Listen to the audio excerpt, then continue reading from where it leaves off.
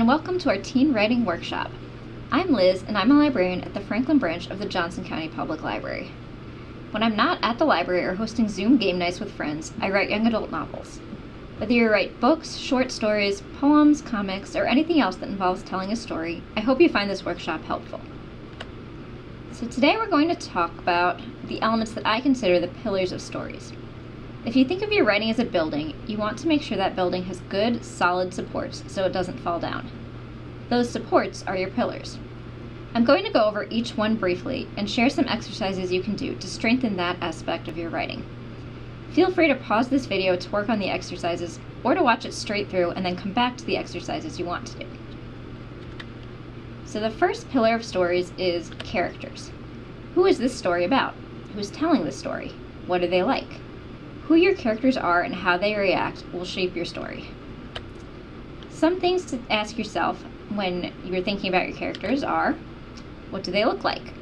Are they tall or short, dark-skinned or light-skinned, blonde or bald? Do they have a scar from where they fell off the swings as a kid? What's their family like? Are they raised by a single parent or by grandparents? Are they close with their cousins? Do they have siblings? Do they get along with those siblings? What are they afraid of? These can be big things like a bully or the end of the world, or smaller scale things like spiders or heights. Now that's not to say a fear of heights is a small thing. That fear could be paralyzing right when your character most needs to get something from the edge of a cliff. What are your character's goals? Do they want to make the basketball team, win a spelling bee, defeat the evil villain taking over their town? And what are they interested in? Do they like singing or playing the saxophone? Do they spend weekends at the skate park? So if you want help writing stronger characters, here are some ways to help you really get to know your characters. If you don't have a story of your own in mind, you can always try these exercises with characters from a book or a movie you like. First, fill out a character sheet for your main character.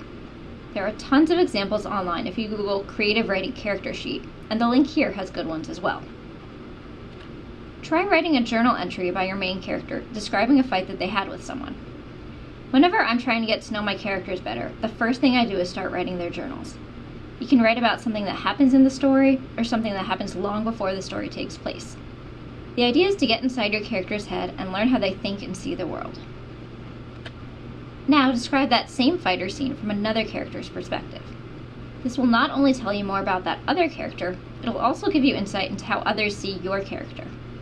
For instance, maybe your character is quiet because they're shy, but another character thinks they're stuck up because they don't talk to anyone. All of this will give you a better understanding of who your characters are and why they make the decisions they make. So the next pillar is plot. You can't have a story if nothing happens. Every story starts with somebody wanting something they don't have. The Little Mermaid wants to be human. Katniss Everdeen wants security. She wants to be able to feed her family and keep them safe. Whether your character wants to overthrow the government or win the smaller scale victory of surviving high school, something has to happen to them. Sometimes it helps to think of your plot as a roller coaster. So, at the beginning, when you're just getting on the roller coaster, that's your setup, where your characters and their world are introduced to the reader. Your inciting incident, that moment when you're just starting to climb the hill, that's that moment where something happens that changes everything. Your rising action is as things are building up. If it's more of an action story, then maybe that's your training sequence. The climax is that point where that point that everything is leading up to, that big, final confrontation. Falling action is kind of where it settles down, and your resolution, we see our characters forever changed by what has happened to them. So I'm going to use the plot of The Hunger Games as an example to help you see what I mean here. If you haven't read the book and don't want spoilers, go ahead and skip until the next slide is up. So in this, for your setup, Katniss lives in District 12 and she hunts to feed her family. Your inciting incident where something changes, Prim is chosen for the Hunger Games and Katniss volunteers to take her place.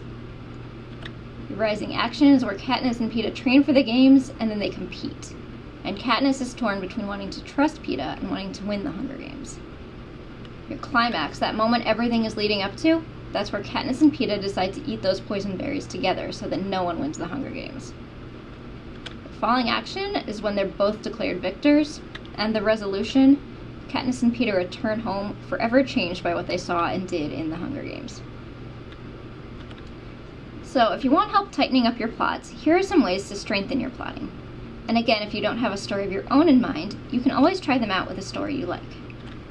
So first, try making a plot roller coaster for your story. Knowing the main beats and turning points in your story will help you figure out how to get from beginning to end with less meandering in the middle. If you want a more detailed outline, you can fill out a beat sheet like the well-known one in Blake Snyder's Save the Cat. Some writers love outlining, while others are more discovery writers, figuring out the stories they write the first draft. Personally, I'm more of a discovery writer, but I know lots of writers who find beat sheets really helpful. Alright, and this next exercise is a great one if you feel like your story is dragging. Think about the worst thing that could possibly happen to your main character. If they're training for a marathon, maybe they break their leg. Now, how can you make it worse? Maybe they break their leg in an accident that totals their dad's car, which they borrowed without permission. So now, not only do they have to figure out how they can run this marathon, or if they even can, they also have to figure out how to earn their dad's trust back, and maybe how to pay for repairs or a new car. A good rule of thumb for writing is to make your characters miserable. Happy people have boring stories. A good story is one where the characters struggle to overcome various obstacles. Now, happy endings are great, but if everything's perfect in the middle, there's not much of a story there. So this brings us to our third pillar, setting. Where is this story happening? Is it in outer space, feudal Japan, present-day Franklin, Indiana? Who your character is should reflect where they come from. For instance, Katniss hunts to feed her family because the government doesn't give them enough to eat, and she's afraid of losing her sister in the Hunger Games because she lives in a world where the Hunger Games exist. Setting is one of those places, pardon the pun, where you can really get creative. It's especially important if you're writing science fiction or fantasy, and you may have heard the term world building in relation to those genres. But don't underestimate the power of setting in stories that take place in your own home. A truly great setting can be used to tell the reader something about the character, too. So I'm going to share an excerpt from the National Novel Writing Month's Young Novelist Workbook to give you a better idea of what I mean. What's great about setting is that you can use it to mirror or reinforce your characters. For example, if you're writing about a mysterious person, you might place him or her in a dark, creepy mansion on a hill outside of town.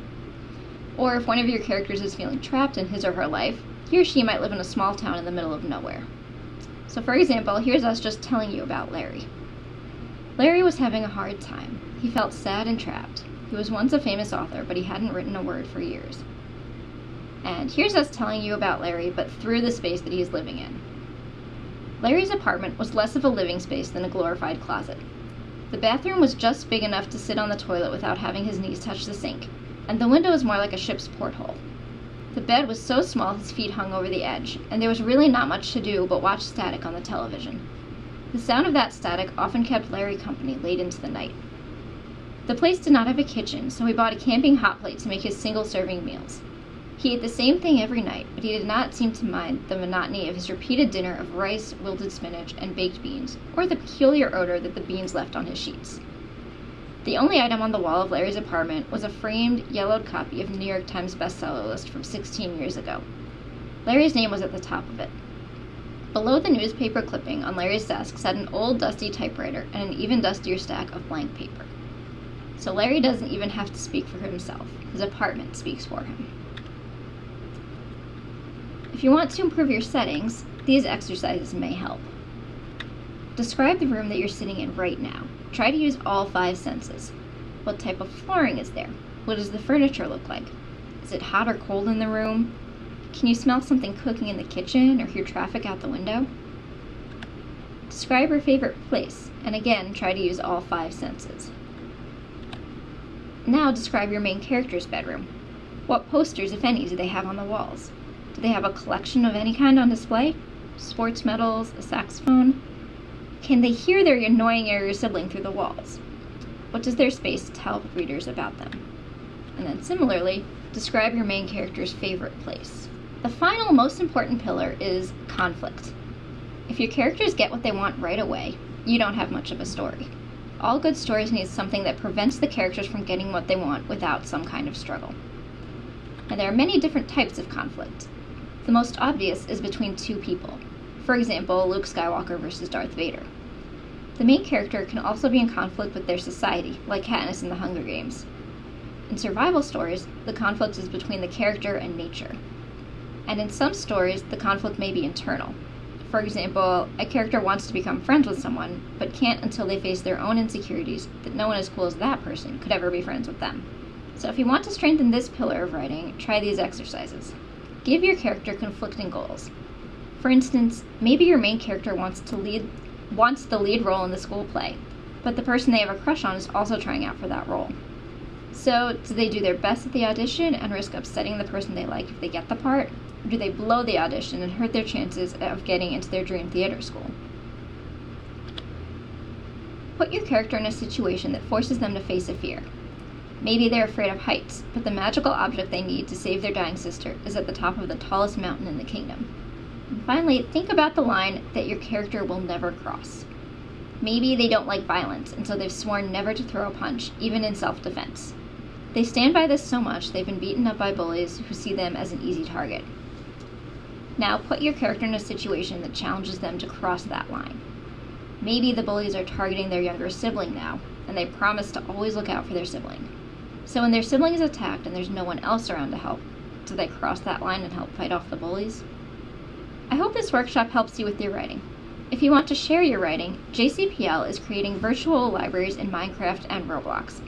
You can send your work to Amy at ahamilton@jcplin.org or Darcy at dstricker@jcplin.org, and they'll add it to our library.